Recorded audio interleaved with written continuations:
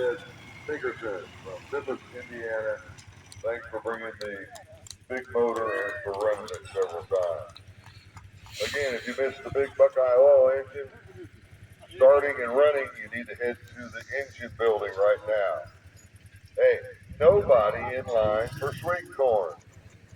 No one in line. Well, there's one in line. So that's a P38 engine? Yeah. Your corn. And what was draining out of it there? Fuel or water? Water. So And sweet. You can take them home. So is this a water-cooled engine? Microwave. Okay, it was. You, I've done it. Does it have a radiator on it currently, or just okay? And